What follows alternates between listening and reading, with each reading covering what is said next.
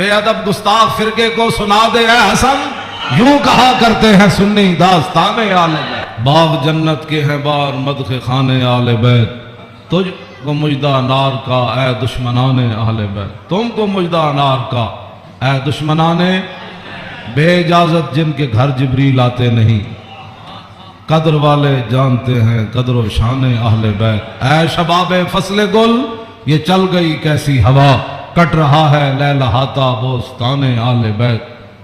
سر شہیدان وفا کے ہیں نیزوں پر بلند، خدا نے اور اونچی کی قدر و شان اہل بیت، زخم کھانے کو تو آب تیغ تین پینے کو دیا، خوب دعوت کی بلا کر اے دشمنان اہل بیت، بے ادب گستاخ فرقے کو سنا دے اے حسن، یوں کہا کرتے ہیں سنی داستان اہل بیت۔ حضرات ذی وقار سامعین محترم، محرم الحرام کی 10ویں رات ہے، جس کے اندر امام علی مقام نے کربلا کے میدان میں اپنے ساتھیوں کو فرما دیا تھا کہ اگر کوئی جانا چاہتا ہے تو اس کو اجازت ہے، اور حسین ابن علی اس میدان سے نہیں جائیں گے۔ آپ کی یاد میں اس محفل کا انعقاد کیا گیا ہے، اور چونکہ ہر آدمی اب دین کے بارے میں اپنی ایک خصوصی رائے رکھتا ہے، اس حوالے سے میں امام علی مقام حج سے پہلے 2 دن یا 3 دن، طبری نے تو 2 دن لکھا ہے کہ حج شروع ہونے سے پہلے 2 دن امام علی مقام مکہ مکرمہ سے کربلا کی طرف روانہ ہوئے، حج شروع ہونے سے صرف 2 دن باقی رہ گئے۔ آپ کو راستے میں ہی پتہ چل گیا تھا کہ صورتحال وہاں ٹھیک نہیں ہے، لیکن آپ چلتے رہے یہاں کے تک کہ آپ قادسیہ جو ہے اس کے قریب آ گئے۔ حر بن یزید 1000 کا لشکر لے کر قادسیہ کے میدان میں آیا، اور امام علی مقام کو اس نے آ کر روکا، 1000 کا لشکر لے کر اس نے امام علی مقام کو روکا۔ اس دوران نماز ظہر کا وقت ہو گیا، تو امام علی مقام نے حجاج بن مسروق الجوفی کو، جو آپ کے ساتھی تھے، فرمایا کہ آپ اذان دیں۔ جب اذان ہو چکی، اقامت کا وقت آیا، تو امام علی مقام نے تہ بند باندھا ہوا تھا اور آپ نے اوپر چادر اوڑھی ہوئی تھی، تو نماز پڑھانے کے لیے تشریف لائے۔ جب تکبیر تحریمہ ہو چکی تو امام علی مقام نے حر بن یزید کو فرمایا کہ اگر تو چاہتا ہے کہ ہمارے ساتھ نماز پڑھے تو تجھے حسین روکتا نہیں ہے، نماز پڑھ لے میرے ساتھ، اور اگر تو حسین کو چھوڑ کر دوسرے جگہ جا کر نماز پڑھنا چاہتا ہے تو جا کر نماز پڑھ لے۔ تو اس نے کہا نہیں، نماز تو میں آپ کے ساتھ پڑھوں گا، لیکن معاملہ یزید کے ساتھ ہی رکھوں۔ یہ ہے وہ بات جو میں کرنے لگا۔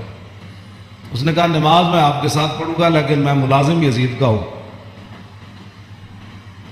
اس نے امام علی مقام کے پیچھے نماز پڑھی، اور نماز پڑھنے کے بعد پھر وہ امام صاحب فرمایا کہ یہ تمہارے خطوط ہیں۔ آپ نے 2 بڑے بڑے تھیلے جو ہے وہ اپنے غلام کو فرمایا کہ لاؤ، یہ میرا راستہ روک رہے، تو یہ تو تمہارے لکھے ہوئے خطوط ہیں جن خطوط کی وجہ سے میں آیا۔ آپ نے ان کے سامنے یہ خط جب رکھے تو وہ کہنے لگا کہ یہ بات آپ کی ٹھیک ہے، یہ خطوط آپ کے پاس آئے ہیں۔ فنشر بین یدین، پورے لشکر کے سامنے آپ نے وہ خط ایسے رکھے، فرمایا یہ دیکھو تمہارے خط ہیں۔ قال الحر فإنا لسنا من هؤلاء الذين كتبوا إليك، اور بن یزید کہنے لگا کہ میں تو نہیں ہوں نا جنہوں نے خط لکھے، اور نہ یہ فوج ہے جو ہم تو ملازم ہیں، ہم تو تنخواہ لیتے ہیں، کلمہ آپ کے نانا جان کا ضرور پڑا ہے، لیکن تنخواہ کی مجبوری ہے۔ ہم آپ کو اگلی بات جو اس نے کہی، اس نے کہا کہ ہماری مجبوری یہ ہے کہ وقد امرنا اذا نحن لقیناک اللہ نفارق حتی نقدمک علی عبید اللہ ابن زیاد۔ وہ کہنے لگا کہ ہماری یہ ڈیوٹی لگی ہے کہ ہم اس وقت تک آپ کو گھیرے میں رکھیں گے جب تک آپ کوفے جا کر ابن زیاد کے ہاتھ پر بیعت نہیں کر لیتے۔ عام یعنی محاصرہ کر لیا نا، اس کا معنی یہ ہے انہوں نے آپ کو گھیرے میں لے لیا امام علی مقام کو۔ تو وہ کہنے لگا کہ ہم آگے جو بات کی نا، قال له الحسین اذن واللہ لا تبع، امام علی مقام فرماندے ہیں جی تو میں نے انج کرنا ہے نا بھائی، تو ابن زیاد کو لے جانا ہے تو حسین تیرے نال کدی نہیں جائے گا۔ اے نہیں ہو سکتا کہ حسین نو تو گھیرا پا کے تے ابن زیاد تک ظالم کے دربار تک لے جائے، اینج نہیں ہونا۔ فقال الحر اذن واللہ الہدہ کا، امام علی مقام بھی قسم چکی تے ملازمت کتنی عجیب چیز ہوتی وہ، اور بھی کہنے لگا واللہ میں تو آنو چھڑنا پھر کوئی نہیں، تسی نال جانا پینا۔ فتراد القول ثلاث مرات، اللہ اکبر اللہ، ایک گل لمبی ہو گئی، امام علی مقام انہوں گل کرن ہوا، کوئی جواباً گل کرے، پھر امام صاحب گل کرن، پھر وہ جواباً گل کرے، جدو گل لمبی ہوئی وہ کہنے لگا سانو یہ تو حکم نہیں اسی تہاڈے نال لڑیے، لیکن اے حکم ضرور ہے کہ اسی تانوں اپنے گھیرے چوں چھڈ نہیں سکتے، تانوں مدینہ پاک بھی واپس نہیں جان دینا تے تانوں کوفے وچ جانا پینا۔ امام علی مقام نے جو اس کو بات فرمائی، فرمایا تو یاد رکھ حسین جان تے دے سکتا لیکن ابن زیاد دے دربار وچ نہیں جا سکتا۔ وہ جگہ جو تھی نا وہ بیضاء تھی، پھر وہ چلتے چلتے آپ کربلا میں آئے، جہاں یہ اس نے جا کر روکا اس جگہ کا نام بیضاء ہے۔ عقبہ بن ابل اعزار یہ بات کے راوی ہے، کہتے ہیں ان الحسین خطب اصحابہ و اصحاب الحر بالبیضۃ، امام علی مقام نے بیضاء کے مقام پر اپنے ساتھیوں کو اور حر بن یزید کے ساتھیوں کو خطبہ دیا۔ اے وجہ جدی وجہ تو امام علی مقام کربلا میں تشریف لے گئے، آپ نے خطبہ دیتا، لیکن چلو اتنی گل تے ہے بھائی حر نے تے دی فوج نے آپ دا خطبہ سنیا تے صحیح نہ جی، یہ نہیں کیا بھائی تواڈے گل کرن تے بھی پابندی، امام علی مقام نو نہ روکیا ضرور ہے لیکن گل کرن تے پابندی نہیں لائی۔ آپ نے فرمایا سنو، میں نے اپنے آقا و مولا کو فرماتے ہوئے کیا سنا؟ آپ نے فرمایا جس آدمی نے ظالم بادشاہ کا زمانہ پایا، ایسا ظالم مستحلا لحرم اللہ جو اللہ کی حرام کردہ چیزوں کو حلال قرار دیتا ہو، ناقصا لعہد اللہ، اور اللہ کے عہد و پیمان، کلمہ پڑھنے کے بعد جو اس نے عہد و پیمان باندھے تھے ان کو اس نے توڑ دیا ہو، مخالفا لسنت رسول اللہ، اور رسول اللہ کے طریقے کا وہ مخالف بن گیا ہو، اور یعمل فی عباد اللہ بالاسم والعدوان، اور اپنی رعایا کے اندر گناہ اور ظلم اور زیادتی کو رواج دے رہا ہو۔ آگے کیا فرمایا؟ فرمایا میں نے اپنے نانا جان سے سنا، فلم یغیر علیہ بفعل ولا قول، اور اس وقت آدمی جو طاقت رکھتا ہو وہ اپنے ہاتھ کے ذریعے اور اپنی زبان کے ذریعے اس ظالم کا اس نے راستہ نہ روکا، اور وہ خاموش بن کے حالات کے مطابق اپنی زندگی بسر کرتا رہا۔ تو فرمایا میرے نانا جان نے فرمایا کان حقا علی اللہ، اللہ رب العالمین اس بات پر قادر ہے کہ وہ اس ظالم کے ساتھ خاموش رہنے والوں کو بھی سزا دے دے۔ یہ آپ نے بات، اس وجہ تو آئے آپ امام علی مقام، فرمایا میرے نانا جان نے فرمایا فلم یغیر علیہ بفعل ولا قول، چپ رہے، حالات نہیں ٹھیک تو ظالم دا زمانہ ویکھ دے رہے، تو فرمایا جتھے رب ظالم نو داخل کرے گا وہ چپ رہنے والے نو اتھے ہی داخل کرے۔ ان سمجھ آئی جڑے آدمی کہتے ہیں کہ اسلام امن کا درس دیتا ہے،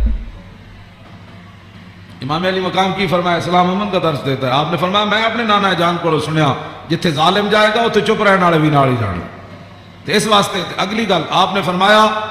اللہ،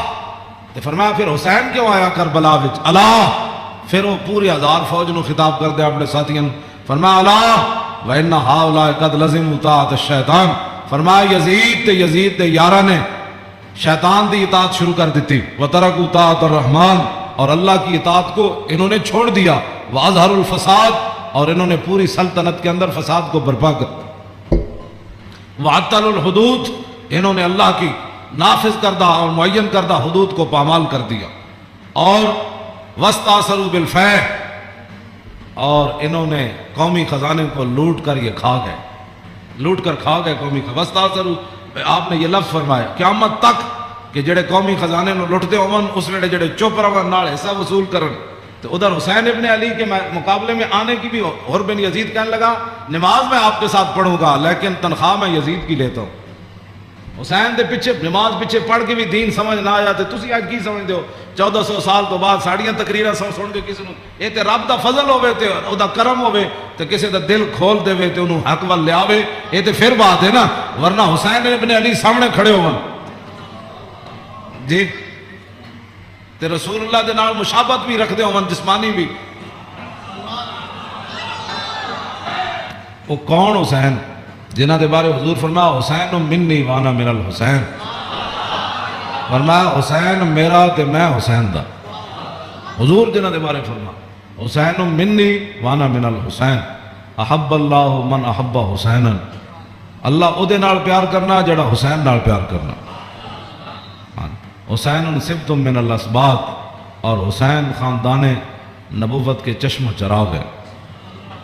اور حضور نے فرمایا ان الحسن والحسین سیدہ شباب اہل الجنہ، فرمایا یقیناً اس بات میں کوئی شک نہیں کہ حسن اور حسین دونوں جنتی جوانوں کے سردار ہیں، جن کی زبان رسول اللہ نے خود چوسی ہو، اور جن کو ممبر پر بیٹھ کر حضور نے حسن اور حسین کو آتے ہوئے دیکھا اور وہ لڑکھڑا کر آ رہے تھے، حضور نے خطبہ چھوڑ کر دونوں شہزادوں کو اٹھا لیا ہو، جن کی یہ شانیں ہوں،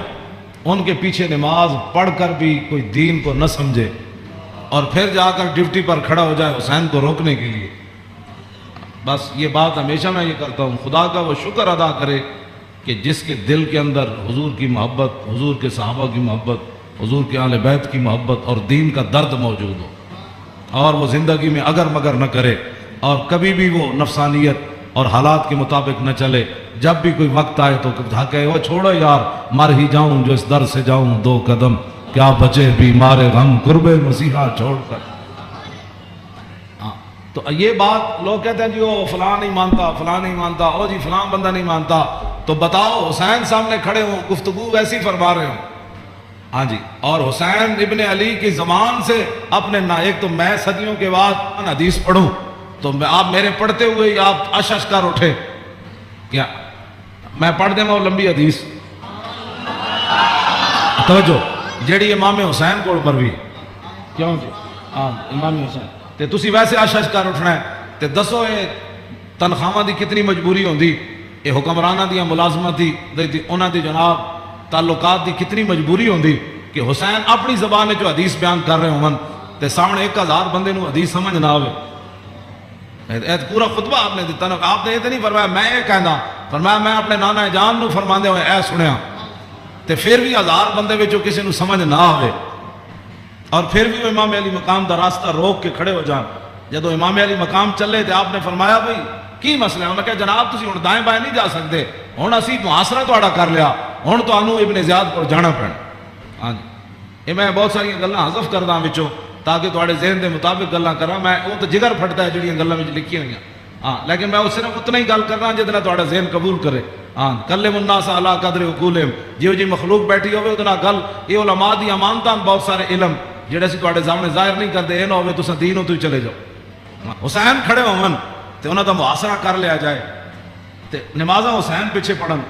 تے مجبوری تنخواہ ہوئے تے یزید دی مجبوری بن جائے، اور دسو پھر حسین دا صبر ہی دسی جڑا مار گیا سارے۔ ہاں جی کیوں یہ پھر جو یہ جڑے یزیدی ٹولا ہے یہ کہندے جی وہ سلطنت واسطے گئے سن، اقبال کہندا مدعا یا سلطنت بودے اگر خود نہ کر دے با چنی سامان سفر، اقبال کہندا جی حسین سلطنت واسطے گئے ہوندے تے جلیا شیر خان پتر لے کے تے کدی نہیں کوئی جنگ گیا۔ تا قیامت قطع استبداد کر اور موج خونے او چمن آباد کر، اقبال کہندا اے تے حسین ابن علی دا ہی کام سی، تا قیامت ظالمہ دا پنجہ توڑ گئے۔ ہاں جی پوری سلطنت ایک طرف کھڑی ہوئے تے حسین کلے بھی انہاں دا پنجہ توڑ دیں دے۔ ہاں جی اقبال کہندا تا قیامت قطع استبداد کر اور خون موج او چمن آباد کر،